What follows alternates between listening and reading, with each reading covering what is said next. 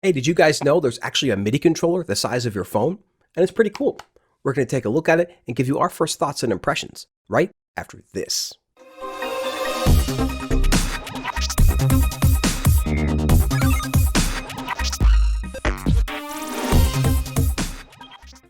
Hello and welcome back to the channel, everybody. I am your host, Vortex, from MobileMusicPro.com, your home for mobile music production. And if you are new to the channel, what we do here is release weekly videos teaching people how to produce music on their iOS device. Now, first up, the good folks over at Birdkids did send me this controller for free, but that, of course, as usual, won't stop me from giving you guys my very honest opinion. And that opinion is that this device is pretty cool. But I'm a little bit biased, of course, because I love portable devices and minimalistic devices like these that are designed to work with your iPhone and iPad. Now, obviously, this device was designed for portability, but even if you don't go out of the studio much and want to keep your setup just nice, simple, clean, and minimal, this is a great device for helping to do that as well. But before we continue, please make sure to stick around to the end of the video to find out how you can enter our brand new completely free sample pad contest with over $500 in prizes up for grabs. Alright, and now with that intro aside, let's take a little bit closer look at this brand new device. Alright, so as you can see, we do have the device pulled up here on our desk, and it is a very small and minimalistic design. We can pick it up so we can give you guys a good look and feel of what this thing is going to be like. You can see that it is very, very thin, and definitely has low profile buttons, so they don't actually stick up too much. And if we flip it around here, you can see that this is a white device, but it does come in a bunch of other different colors that will throw up here on the screen in just a second. It does come with this little speaker here on the back that is going to play a little default buzzing sound when the device is not actually connected to another device. You'll also find a little rubber grip here on each one of these corners, which works pretty well. It does definitely keep the device nice and sturdy on the desk. So for example, if we put this on the desk and we try to push it across, you can see it does take a little bit of effort there. Then if we want to compare this to other devices so we can really get a good idea of the size, we can bring in an iPhone here, have an iPhone 7 that we can see. And as you can see, it's a little bit thicker than just a regular iPhone 7. We can put these on the desk here to compare them. So certainly a very small portable device, especially when you compare it to another phone here.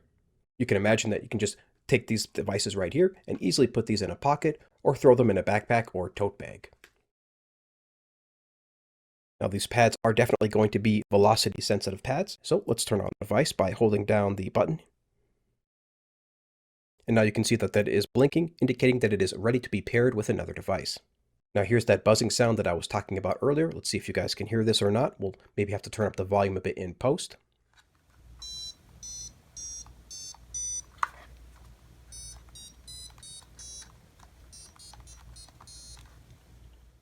But overall, the device definitely feels really good. It feels like sturdy, hard plastic. It doesn't feel cheap or anything. And my hands are pretty small, but it does fit really well in my hands, resembling a video controller of sorts, especially with this joypad here. The plastic buttons definitely feel pretty sturdy when you press them. But now let's go ahead and try to increase the velocity here. So I'll start very light and then increase that as I go. And you'll be able to see the light get a little bit brighter the harder that I press. So we can start very light and then go very heavy. Now there are different velocity settings for this controller. There's a few different presets that you can set, and we'll get into that in just a second. But overall, in general, I do wish that the sensitivity was much higher, because in practice when I'm playing my drums, I do have to kind of hit the controller a little bit harder than what I'd like. Now let's just take a quick look at this joystick here. As we said, it is a bit of a low profile there, so it doesn't seem to stick out or anything like that. So it will fit nicely in your bag without getting caught on any other type of materials.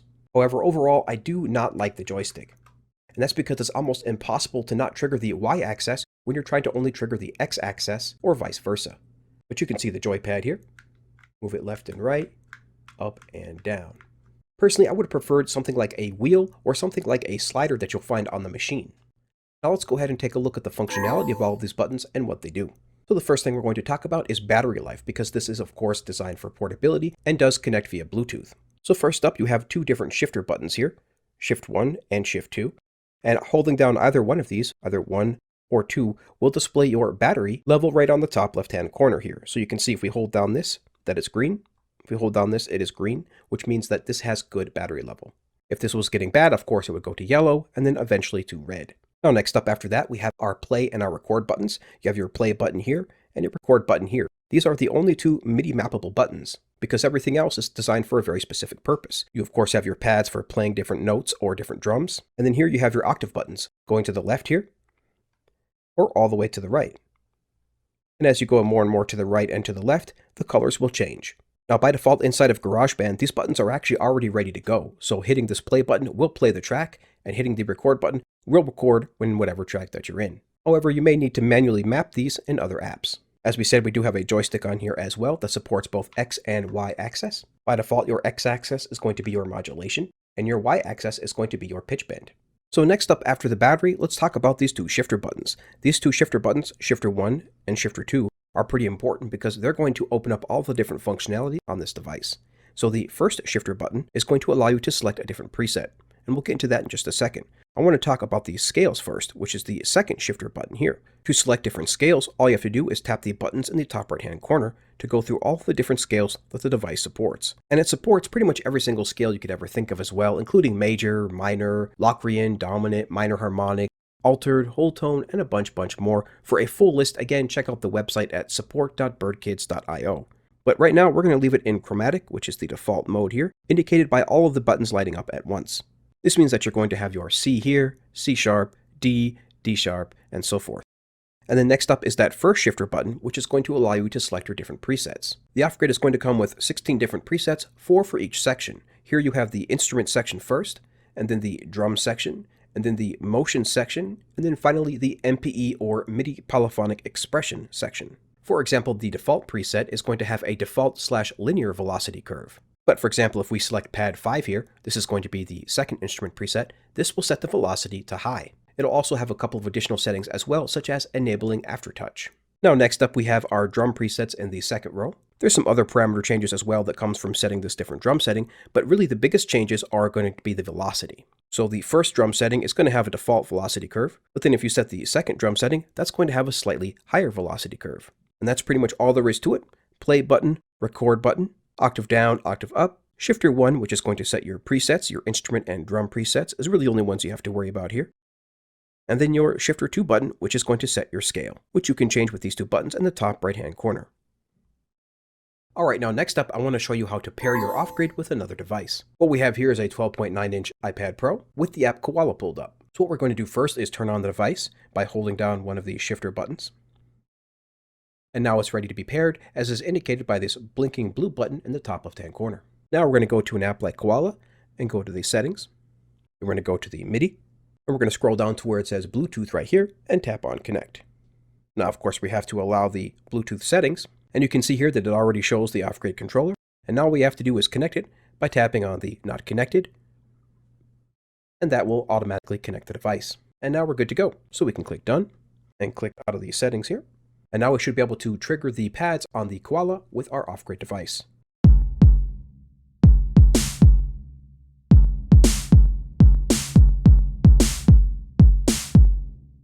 Okay, now that we have our pads mapped, now I want to map a couple of other things, including the play button, the record button, and different modulation settings. So to do that, first we're going to go to our sequencer page here, and then we're going to go back to our settings, and we're going to go to the MIDI tab here. We're going to tap on the Use MIDI Mapping, and then we're going to tap on the Map MIDI button. Now from here, we can map anything that we'd like. So first up, let's map the play button. We'll tap on the play button, and then we'll tap on the play button here. And then next up is going to be the record button, and we'll tap on the record button here. And that's pretty much it. Now we have both our play and our record buttons mapped. Next up, I want to map some modulation. So we're going to tap on Stop Mapping here at the bottom. So to map our modulation, we're going to go to the Performance section, and then we're going to go to the Settings again, go back to our Mapping settings, go to Map MIDI, and we're going to choose one of our effects here. So let's just choose the ring modulation first, and we're going to map that to go up and down. And then we'll tap on the bit crusher here, and we'll make that go left and right. Then we'll tap on the Stop Mapping button, and we're all set to go. So now, for example, when I move this left and right, you'll see that bit crusher start engaging. Perfect. And now let's activate the ring modulation here. All right. Absolutely perfect. And that's how simple it is to start binding some of these performance modulations.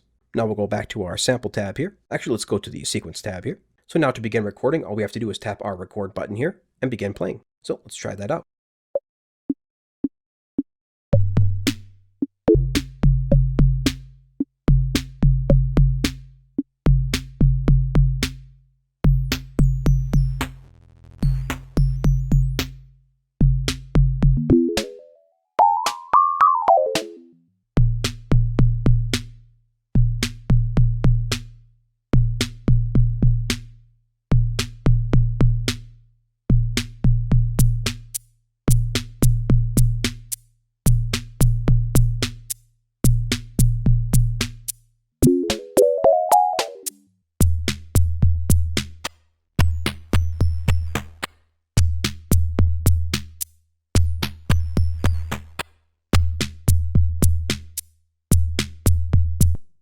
And that's really all there is to it.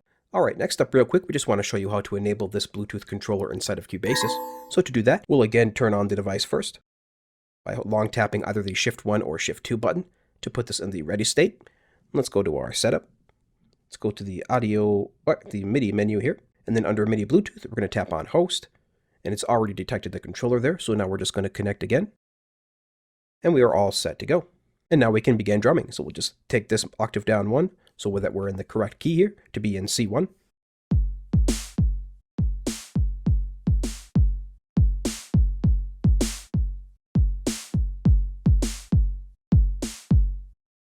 All right, perfect. And of course, we can MIDI map these to be other buttons as well. So if we tap on MIDI Learn, we can bind the record button here to our record button. And that's enough for now, so we'll just tap on Exit here. Let's go to the beginning of the track and see if we can record something.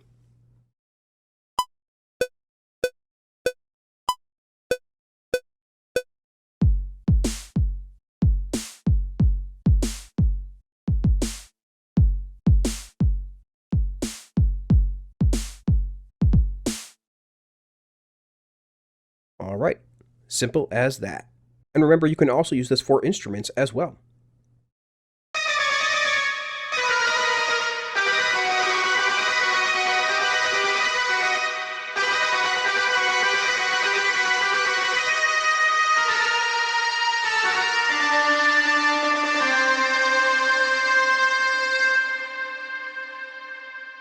So just a ton of fun to be had with this amazing controller.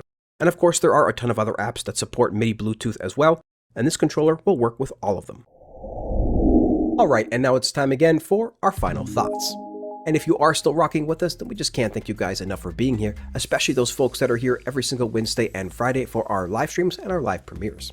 Now, like I said, I just really love controllers here like the Off-Grid, like the MIDI Fighter, like CME's X-Key, because all of these devices are really pushing the boundaries of what's possible with mobile music and ultra-portable MIDI controllers.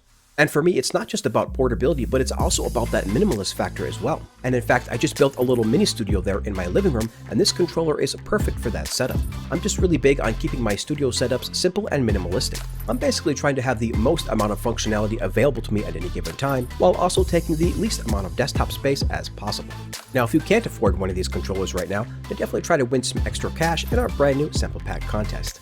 This new contest will be going from July 6th to July 20th. And just like our previous contest, we have over $500 in prizes up for grabs that will be going home to our top 4 prize winners.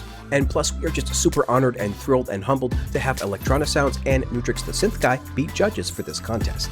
Now, to download this free pack and get all the details and prizes and how to enter this new contest, definitely make sure to head over to our website at MobileMusicPro.com/contest. And of course, we're always releasing new packs and new contests and new giveaways, so to keep up with everything that we are doing over here at the channel, definitely sign up for our completely free newsletter at MobileMusicPro.com/newsletter.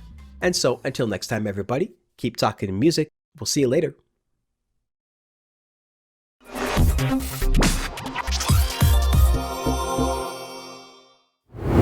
Hey everybody, Vortex here, and if you're not aware yet, we now have over 100 fully edited mobile music tutorial videos. And we make music every single Wednesday live on our channel right inside of Cubasis on our iPad. Plus, we also have a bunch of free sample packs, guides, and more at our website at MobileMusicPro.com/free. And so if you are into that sort of thing, producing music on your iPhone or iPad, then definitely make sure to subscribe and check out the rest of the videos on the channel that we know you'll love.